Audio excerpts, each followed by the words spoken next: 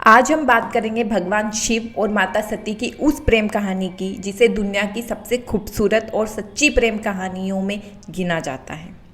यह कहानी सिर्फ प्यार की नहीं, यह विश्वास, सम्मान, समझ और आत्मसम्मान की कहानी भी है।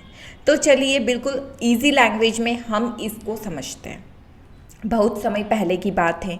राजा दक्ष जो कि ब्रह्मा जी के पुत्र थे, उनके पास धन दौलत, सम्मान और किसी भी चीज़ की कोई कमी नहीं थी, लेकिन उन्हें अपनी ताकत और पद का बहुत घमंड था।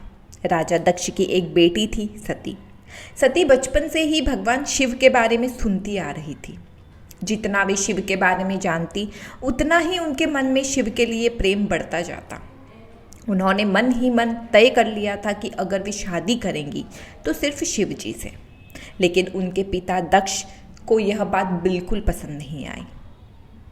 उन्हें लगता था कि शिव सिर्फ एक अजीब साधु थे।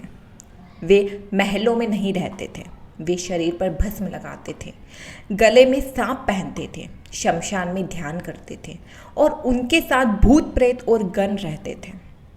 दक्ष सोचते थे कि उनकी राजकुमारी बेटी के लिए शिव सही नहीं है, लेकिन सती के लिए शिव की सादगी और उनका शांत स्वभाव ही सबसे बड़ी खूबी थी। उन्होंने शिव को पाने के लिए कठिन तपस्या शुरू कर दी। उन्होंने कई दिनों तक भोजन तक छोड़ दिया और सिर्फ शिव का ध्यान करती रही। आखिरकार सती को भक्ति देखकर भगवान शिव प्रसन्न हो गए।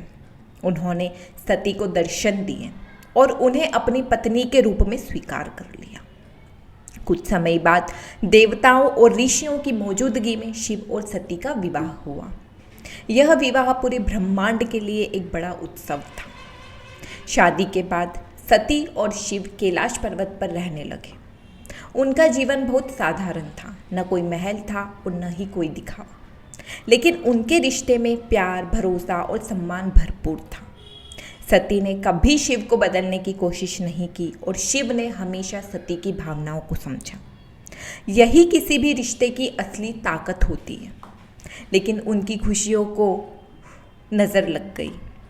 एक दिन राजा दक्ष ने एक बहुत बड़ा यज्ञ करवाने का फैसला किया। उन्होंने सभी देवी देवताओं को बुलाया, लेकिन जानबूझकर शिव और सती को आमंत्रण नहीं भेजा। दक्ष आज भी शिव को पसंद नहीं करते थे।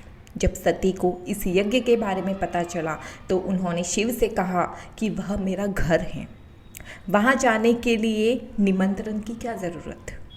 शिव ने बहुत प्यार से कहा, सती, जहाँ सम्मान न मिले वहाँ जाना ठीक नहीं होता।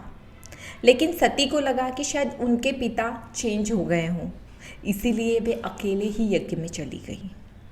जब वे वहाँ पहुँची तो किसी ने भी उनका स्वागत नहीं किया।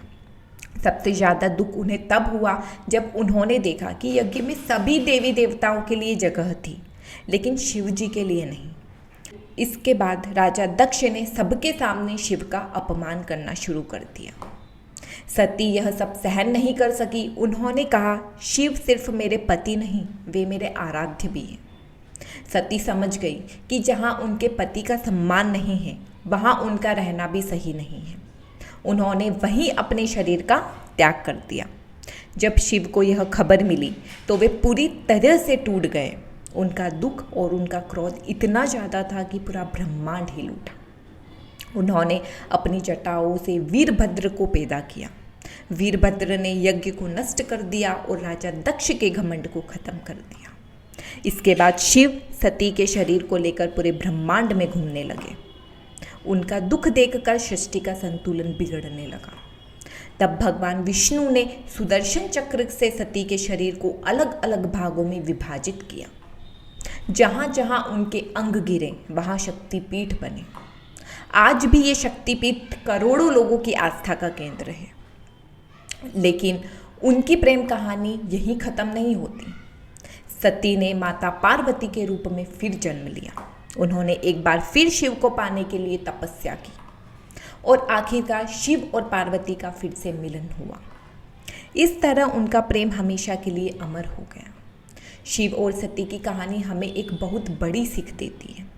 सच्चा प्यार सिर्फ साथ रहने का नाम नहीं है। सच्चा प्यार का मतलब है एक दूसरे को समझना, एक दूसरे का सम्मान करना, जैसे हैं वैसे ही स्वीकार करना और सबसे ज़रूरी, जहाँ सम्मान न मिले वहाँ अपने आत्मसम्मान को कभी नहीं खोना।